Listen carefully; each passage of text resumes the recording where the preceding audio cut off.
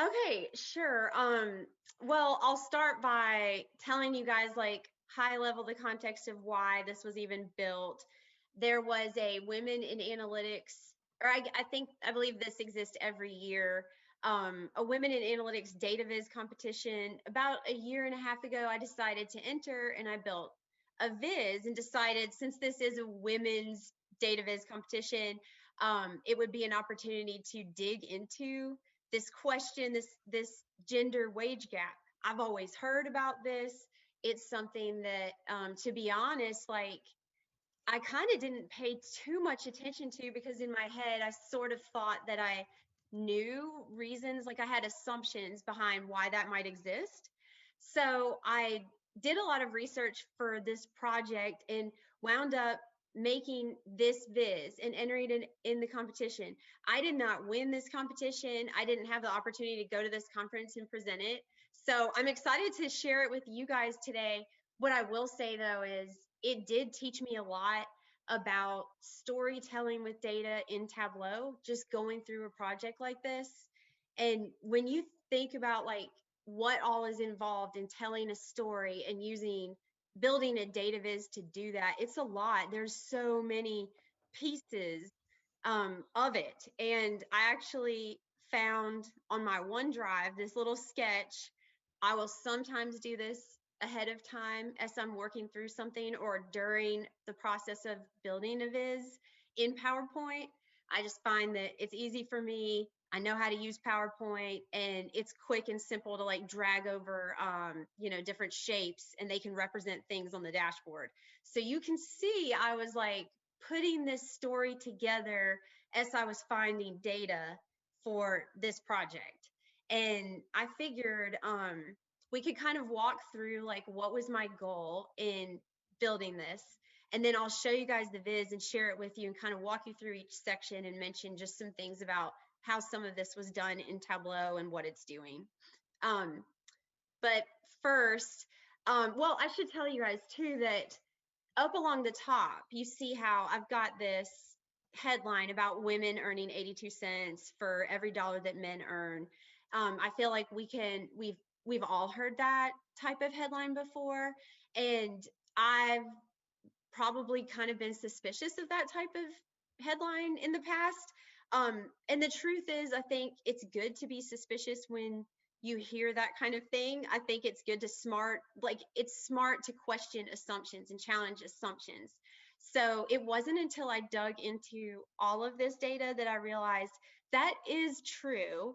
So that statement is a fact, but it is not telling you the whole story. So the rest of my viz is an attempt to get into it further and explain a little bit behind why, and is there any part of that gap that is particularly concerning. So that was a little bit of high level, and then let's take a look at when I was thinking of how I wanted to build the viz. I knew I wanted a headline like that up at the top. I wanted to like catch people's attention and also wanted to like actually share the underlying data.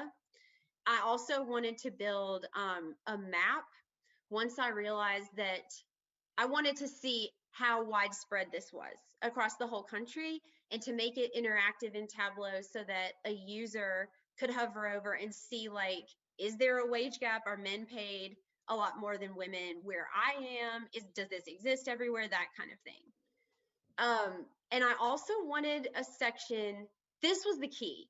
I really wanted to know why. So if this gap exists, that it's one thing if men have more education, have more experience, if they're better at their jobs, like what is it that men are doing that are like legit reasons why perhaps they're paid more? I wanted to, my idea, as you can see here that I kind of drew out in PowerPoint. By the way, do you guys like my map? That map right here? Anyway, so my idea with this waterfall is to take the whole gap and to break it down into chunks and to look at like, okay, this chunk of that gap, that wage gap is because of this. Like to attribute it to whatever the cause was. So I wanted a section in the viz that would do that. And then I also thought this would be interesting. I mean, it strikes me that there are definitely certain career fields that attract women disproportionately. I mean, you think of teaching and nursing and those types of jobs, there's a ton of women. So I went to the Census Bureau. This is where I got a lot of the data, but you can find data on any type of job. I mean, it is very specific, and they slice this so many different ways: gender, race, ethnicity, whatever. So you can pull data for specific roles and then have it sliced that way. So I was very interested to see, if you look at careers that are predominantly female, what do you see? And then at the bottom, assuming that I've found some insights in all of this, I wanted to have a call to action, like, if this 82-cent thing is true and we are really making 82 cents for every dollar that a man makes, then obviously we want to do something about it. Now, I will go into the actual viz and show you guys kind of like what I found to be more of the real story, which there is something there for sure. There definitely is. But point is, I wanted something at the bottom that would kind of like provide a what next? Like, what do I do about this? So I'm going to show you guys. Can everybody see this? How am I going to know if you guys can or not? Yes. I'm assuming. Okay. Yeah. Okay. All right. I'm assuming you can. So now it's a pretty long viz. So I'm just going to kind of scroll through it in here. All right. It's going to have to republish itself. There it goes. So you can see across the top, I've actually got several, those are several views just contained into, all grouped into one container. So this is just a little text field. This is a pie chart that I simply made 82 parts red to 100 parts and made it transparent. I just wanted to emphasize the 82 cents. But then this is kind of key right here. I went to the Census Bureau and found the median pay. So at the time I built this, and I want to say it was like, I published it in early 2019. Here you see the women's median pay, here's men's, and then this is the difference. So you'll notice like down here, I really wanted to dissect that. And I wanted to make it clear, very clear, like what we're talking about. And I also wanted to allow users to click on that link. So I created a dashboard action that would bring folks out to that table so that they could see for themselves. You can go out and get all this data yourself if you were interested. So in this section, this map, the interactive map, you can see here what I found looking at the data is pretty interesting. This gap does in fact exist everywhere. So it is actually in every single state, you find that men earn more than women. Now, they don't always earn 82% or 18% more than women. In some cases, the gap is even worse. But then there's some states where it's closer and there's not as much of a gap. So I was curious about why, like what causes that. And here's some of what I found over here. Different industries, have a big part in that.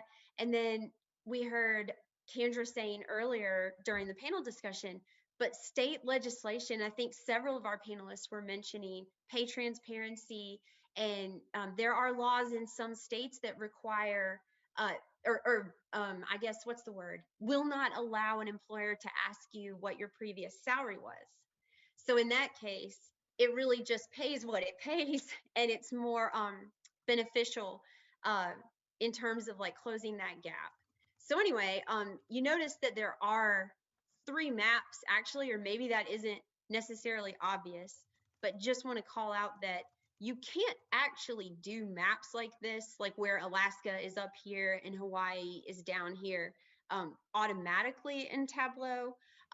Normally, if you wanted to fit all of the 50 states onto one view, it like just widens out really big. You guys probably know what I mean. So what I did, I wanted this to be like pretty big, and I just created other views, floated those views so that I still was showing Hawaii and I still was showing Alaska. So that's kind of how I did that. And again, I wanted to like just point folks to exactly where I got the information in case anybody was curious. Oop, do I have a question? No? Okay, sorry. All right, I'll continue down to this next section. So this part's pretty interesting, and just to reiterate, this gap of $10,000, that's again comparing men's median annual pay with women. I think it's very important to emphasize one thing right here. So you'll notice I made this comment in this text, but I always assume that, well, yeah, one reason is, women work fewer hours, or I've had children, and anytime I've had a child, I've taken time off and I've been away from work, during all this FMLA period. So I obviously would have made less that year. So this is the median salary though of people that worked full time and year round. So I think that is one of those things that's very key for the audience to know, that at least right here, we haven't considered anything else, but you kind of want to, at that very base level, make sure you're comparing apples to apples. So this is women that worked full time year round and men, same thing. So here's the gap. And I decided to put in the tooltip, I re-emphasize that it's the same data as up there. But then I really wanted to dig in to the factors, like what's driving this? What is it? And I found a lot of data on all this, and you can click here and like get all of the data. But basically, it comes down to a few things. And one of them is the difference in education and experience. And that, it's not a very big difference. And so that kind of like feels right. Looking at that, I feel like, okay, that makes sense. And part of, I think, why men might have a little bit of an advantage in terms of years of experience and education is you have women, taking some time off, perhaps not always finishing school, not maybe taking the time to go to grad school or whatever as often as their male counterparts would, because of all this, the family dynamic and having children. Then this one is really, really key. And I think this right here is one reason why maybe people question that top headline. And why I'm saying that it doesn't tell the whole story, this like 82 cents to a dollar, but it's true. But a lot of it is like a gap in choice. So we all have the choice to do whatever we want, like in any type of job. And you can see here that females tend to select certain types of jobs, and that has a major impact on our salaries. So if you have, in general, far more female teachers, and if teaching pays less, then it's going to bring down that average. So that explains a big chunk. Those two things account for 64% of this gap. Like, so that explains like what, 65, whatever, $100. But then you have this other part, and that's, I put in the tooltip just a question mark, because they cannot explain that. It's like, all right, I'm comparing men and women that are doing this, they're working full time, they're working year round. Now we're saying like, okay, when you filter down and you're only looking at those that have the same job, and the same level of education and experience, you're still left with this gap. So something about that feels wrong. So perhaps, I guess, one thing I've learned in all this research is it's almost like when you see this 82 cents for every dollar, it's like, yes, that's true. And perhaps even something like this we could improve upon that by making sure we encourage women to like go into roles that pay and like have confidence in themselves to do those things. But some of that may be related to maybe women are more likely to kind of self-select out of those things to care for families, to have some time with their children if they are the primary caregivers in so many cases. So anyway, I think this is really kind of the key, and one thing that was a major takeaway for me working on this and just looking at this. It's actually made me pretty passionate about this issue. It's just this piece right here is what I'm left like wanting to have a better understanding of, and this particularly bothers me the most, like that one part. Down here, you guys remember when I was planning this out, my idea was like, let me highlight these different types of roles. And I wanted to make this on purpose, like pretty basic, so that it was just boiled down to anybody can understand that. So you can see this is very basic. There's nothing too crazy with any of these charts. And in fact, I picked green, blue, and pink for these colors, but I just wanted to make it very clear, like what's what. And I also made this yellow color always refer to the gap. And in this section right here, I just have another action where when you hover over these bars up at the top, the ones that show what a female makes in that career and what does a man make, it highlights the gap and then it provides that label. But one thing I wanted to call out, like on this, that I thought was particularly interesting is, let's see, where is it? Okay, here we go. Okay, school teachers, in particular, elementary and middle school teachers. So my kids are in elementary school. I have young children, and our two oldest are in elementary school. And one thing that I've always noticed is it's a male principal, and it seems like this is very common, but I don't know, probably 99.9% of the teachers are women. And that seems like very, very, very common, that we have these male, when you go to the position of authority, the leadership position, it just seems odd. It's always stood out to me. But this in particular, I thought was wild. So when you look at what teachers make, and you look at women and you look at men, there's this gap, and it's an 8% gap, but that just really doesn't make sense. It's the same job. Why is that? And it actually, I had so many questions when I was looking at this that I thought it was also pretty important. I didn't start out with this, but I wanted to emphasize like how many women there are in these roles, because these are the top female occupations. So I only went with, like, I filtered this down to just the top ones. And then I wanted to say like how many men there are. So you can see with teaching, it's predominantly women. There are fewer men than women, but for some reason, men are earning more. And the same with accounting, really big gap, 22%, but there's a million women. There's only 678,000 men, but it reports that type of gap. So it's just interesting. Those are some of the insights that I found particularly interesting. And I love that that our panelists were talking about salary transparency, because the very next question that I had, like just going through this and building it out, was, wow, like what can even be done to remedy any of that, or to provide more information to allow women to advocate for themselves. Sometimes I think this idea of advocating for ourselves is like, some of it may be on us, and this, being timid to speak up or negotiate.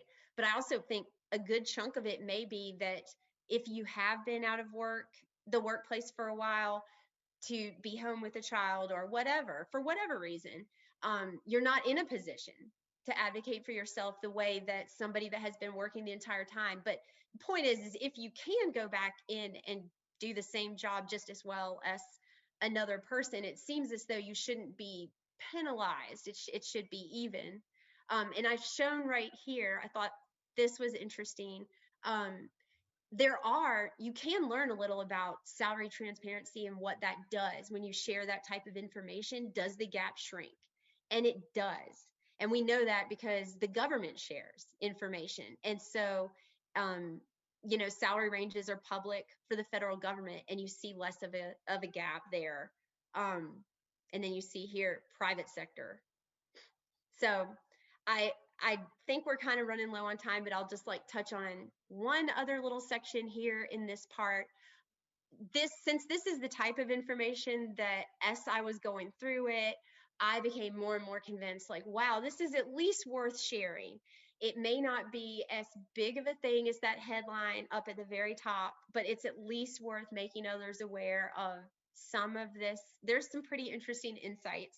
And so I created down here like this, And it's just simple links that like allow, I wonder why that doesn't work. Hang on a sec. Links that allow you to share this dashboard. So like this can also be done with dashboard actions. It's a URL action and it's pretty simple, but if there's a dashboard that you've built that you want the ability that for others to share, you can pretty easily do that. It's really simple. And you can have them email it to people. I'm not going to click that again because I don't know what was up. I don't even use Facebook, so that isn't going to work, but you can get these for all social media and then give people the option to share it on all of those platforms. So I think that probably wraps it up, but we can open it up to questions, and not just for this, but perhaps if we have any of our panelists still with us that could answer any questions for the next like 7 or so minutes. Does anybody have any questions?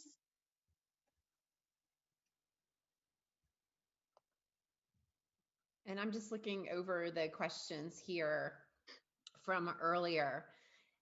We have let's see. Josh has his hand up. It's interesting. He's had some great comments in the chat. I'm trying to find kind of go through a lot of these. Josh did ask earlier, any funny, impactful stories of where data helped you really push on an effort from the bottom up? Something you knew was a win, but the boss wasn't asking for. Trying to think of, and then Kendra had suggested, she said cluster analysis to identify supply and demand imbalances within markets. I love this. To reduce agent market oversaturation and orphan leads because there weren't enough agents in that market. Can other people see these, or do we just see these Q&A? Because I don't want to read them out if everyone can see it. I think it's just us. Oh, okay, cool. Because I think I don't know. I'm honestly not 100% sure, but yeah, I think it is. This one was great.